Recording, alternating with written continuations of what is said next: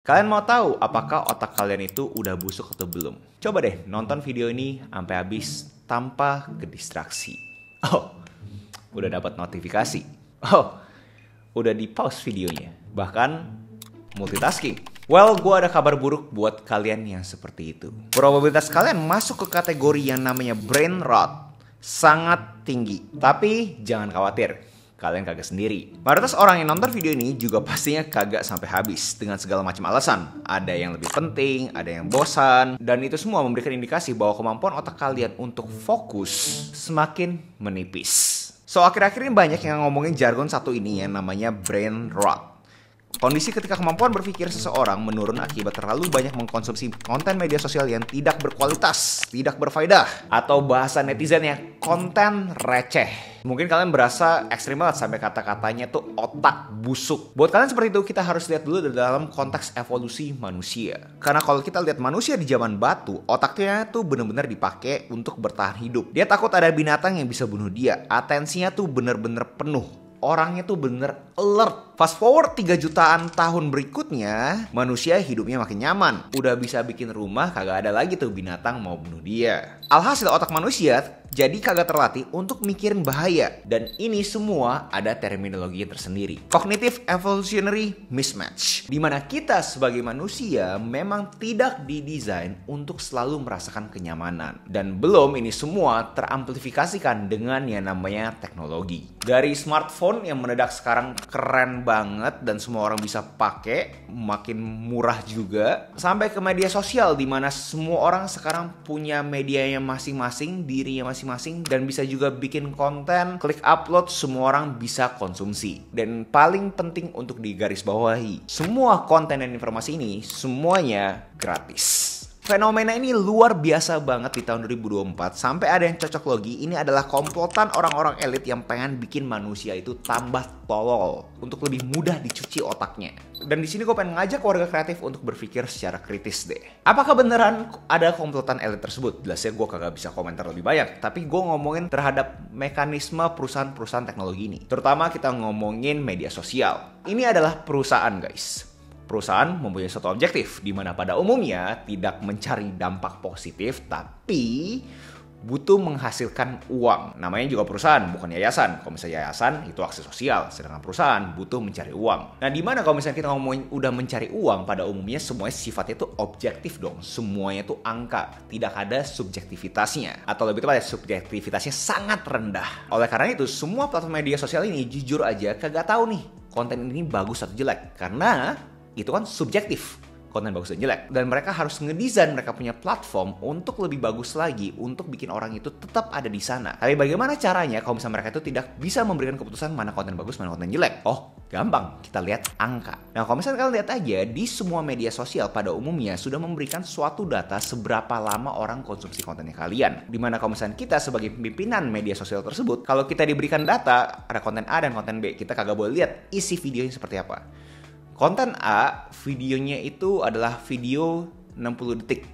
Tapi orang hanya konsumsi hanya sampai detik ketiga. Habis itu cabut. Habis itu di konten B ada sama juga, durasi 60 detik. Tapi orang konsumsi sampai detik ke-57. Bahkan orang itu sampai share ke temennya.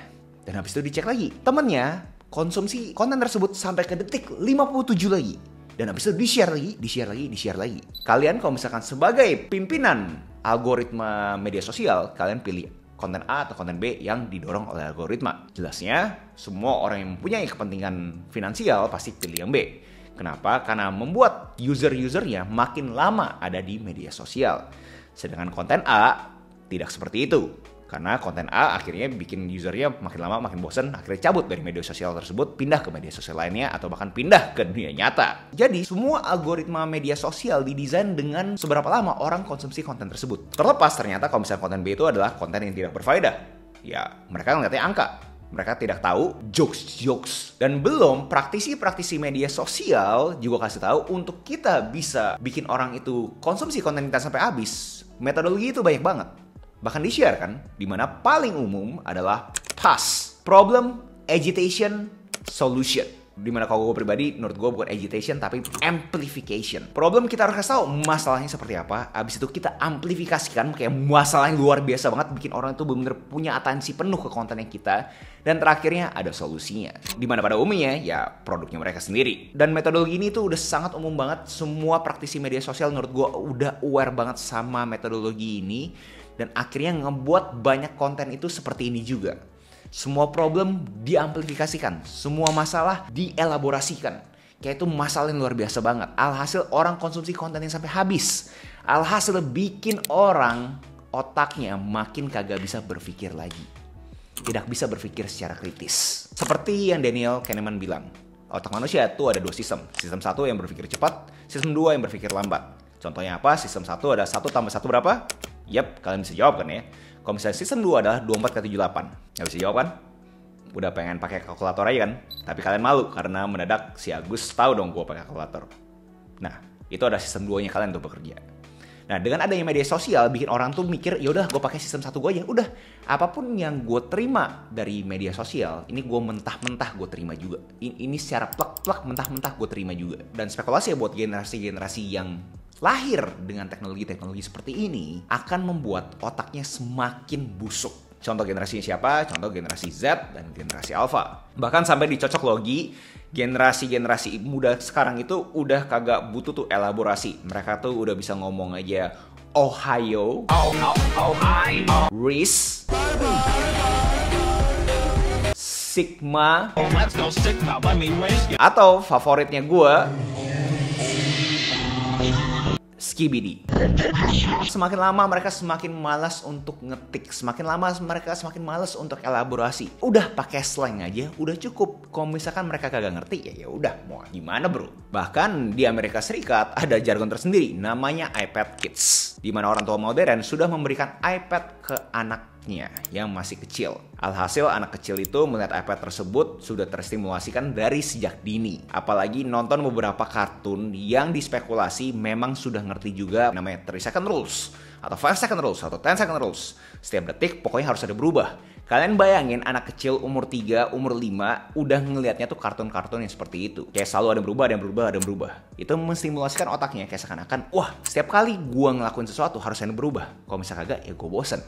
Itu anak kecil loh guys. Dan akhirnya ngebuat generasi-generasi kita lengah dengan yang namanya digital dopamine. Mereka berasa, oh ya udahlah, gue terima aja ini semua. Dopamine ini enak banget nih. Gue harus cari terus konten-konten yang bikin gue terstimulasikan. Pertanyaan berikutnya mungkin emang seberapa parah sih? Kalau misalnya kita di sini yang berpikir sangat kritis, kita cek aja beberapa konten-konten di YouTube yang long form. Banyak kok viewsnya, jutaan views juga kok. Orang juga nonton, average view durationnya tinggi kok. Kenapa harus sampai diamplifikasi kayak gini bro? Apakah separah itu? Jelasnya sangat subjektif, tergantung kalian tuh konsumsi media sosial seperti apa. Yes, gue paham banget ada konten-konten ASMR yang udah dapet jutaan views, yang isi kontennya cuma ngeberesin dia punya tenda. Dan jutaan views guys, lamanya pun ampun. Dan belum kita ngomongin konten-konten yang intensinya edukasi. Ada juga orang-orang yang dari dunia konvensional masuk ke dunia digital ini dengan mempunyai intensi untuk memberikan warna baru dengan konten edukasinya. Ada juga. Dan viewsnya juga jutaan, gue paham.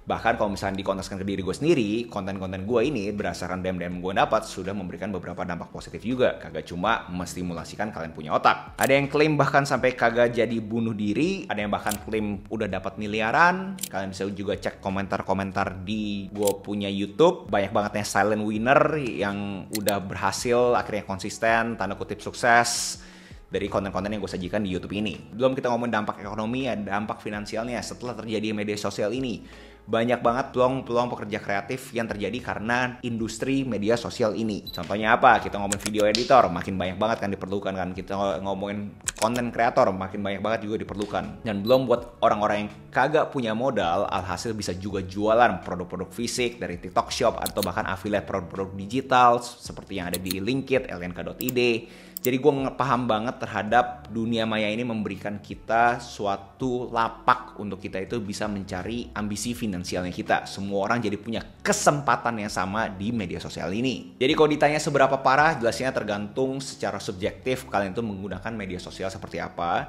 Dan bagaimana caranya kalian itu bisa ngedesain, kalian punya ekosistem, kalian punya keluarga, kalian punya lingkaran dalam kalian untuk mengkonsumsi media sosial yang sehat. Itu tergantung masing-masing. Pertanyaan gimana kan? Gimana cara kita bisa bikin suatu ekosistem digital yang sehat? Apakah ini jangan-jangan udah gak keburu bro gitu kan ya, udah telat gitu kan ya. Kita ngomong secara rasional ya, kalau misalnya otak kita itu seperti plastik yang akhirnya mereka itu bisa buat seperti ini, harusnya otak kita itu bisa juga secara plastik untuk dibuat lebih sehat lagi. Cara sehatnya gimana ya? Kalian butuh mental protein. Beberapa hal yang menurut gue sangat menarik untuk kalian itu coba. Pertama adalah own your morning. Jadi di pagi hari kalian jangan langsung lihat handphonenya kalian. Karena kalau misalnya kalian begitu lihat handphonenya kalian, itu kan keputusan 1, keputusan 2, keputusan 3, keputusan 4. Kan bayangin otak pagi-pagi aja langsung buat keputusan-keputusan yang tanda kutip tidak berfaedah. Jadi pastiin kalian begitu bangun pagi jangan lihat handphone, lakuin sesuatu yang lebih produktif lagi. Contohnya apa? Beresin tempat tidur, sikat gigi. Apapun yang menurut kalian itu hal kecil, tapi mendingan kalian tuh dapat dopaminnya dari menyelesaikan hal kecil tersebut dibandingkan kalian lihat handphonenya kalian. Dan kalau ngomongin handphone, coba modifikasi handphonenya kalian. Contoh, jangan buat itu ada warna. Kalian tuh ada shortcut yang bisa bikin handphone kalian itu kagak berwarna nih. Kayak gini, jadi handphone kalian udah kagak berwarna, alhasil kalian punya otak tidak terstimulasikan oleh warna, alhasil kalian juga tidak notice ada notifikasi, akhirnya membuat otaknya kalian berasa kalian tuh kagak usah klik apps tersebut. Asumsi kalian itu ketergantungannya udah gila banget, ya delete aja appsnya. Terus kalau misalkan kalian yang berkecimpung di dunia kreatif gimana? Ya simple, kalian ada jam saat kalian konsumsi, ada yang jam saat kalian tuh produksi. Jam yang konsumsi jelasnya harus lebih rendah dibandingkan jam produksinya kalian. Tips berikutnya adalah kalian itu harus bisa mencari informasi di medium lainnya. Contohnya apa bro? Yang paling gampang, informasi ya sebenarnya kalian bisa konsumsi dari mana sih? Buku bisa kan ya? Nah coba deh kalian cari buku-buku sesuai dengan rasa keingintahuan kalian. Konten basically apa sih guys? Informasi kan ya. Buku apa sih basically? Ya informasi juga. Coba kalian replace kalian punya konten-konten dengan membaca buku. Itu membuat pemikiran kalian jadi lebih kritis. Karena udah kagak ada lagi transisi keren-kerenan, musik viral segala macam. Udah pure cuma ada otak kalian dan tulisannya kalian. Dan bagaimana caranya kalian itu menyuarakan tulisan tersebut ke otaknya kalian, itu tergantung kalian juga. Jadi gua rasa sangat sehat banget kalian bisa coba mengakuisisi kebiasaan baca buku. Dan poin besar dari ini semua menurut gua adalah kalian harus berani temenan sama kata bosan. Menurut gua orang-orang atau manusia yang kecanduan ini, karena mereka tuh udah kagak bisa menerima kata bosan. Mereka kagak mau temenan sama kata bosan. Dimana menurut gua sebenarnya kata bosan itu ada suatu indikator bahwa otak kalian tuh udah siap untuk melakukan sesuatu yang lebih kreatif lagi. Jadi saat kalian itu merasakan bosan, itu adalah signal guys. Temenan sama kata bosan tersebut. Justru kalian itu fokus mencari suatu aktivitas yang bisa membuat kalian tuh mengekspresikan energi ke aktivitas yang lebih produktif dibandingkan scrolling media sosial. Jadi begitu bosan, jangan pegang handphone guys. Coba pegang hal lain yang membuat kalian itu bisa lebih produktif lagi. Congrats buat kalian yang sampai di penghujung video ini. Menurut gua kalian yang sudah sampai sini, probabilitas otak kalian tuh masih sangat sehat. So tepuk tangan buat kalian semua. Sebelum kalian cabut, gue mau kasih suatu grafik yang menurut gue kalian tuh butuh renungin. Kalau misalnya kalian di umur 18, ini sisa hidup kalian tuh dalam bulanan. Kemungkinan besar sepertiga dari hidup lu akan lu pakai buat tidur. 126 bulan bakal lu pakai untuk sekolah ataupun karirnya lu. 54 bulan bakal lu pakai buat jalan, makan, masak. 63 bulan lu bakal pakai buat beres-beres, rumah, mandi, nyapu. Sisanya adalah lu punya free time. Yes, ini semua nih adalah free time-nya lu. Dan per hari ini, mayoritas kita mempunyai probabilitas untuk menghabiskan 334 bulan hanya melihat layar kaca smartphone-nya kita. Yes, 334 bulan atau 27 tahun. Liatin handphone doang guys. Ini nih, kalian kayak gini nih, 27 tahun. Yakin itu pilihan hidup lu. Itu aja video gue hari ini. Next video siapa yang menurut kalian menarik untuk gue bawakan, tinggal komen aja di bawah. Jangan lupa like, comment, subscribe, nyalain notifnya, share ke teman kalian. And I'll see you in next video. Salam kreatif.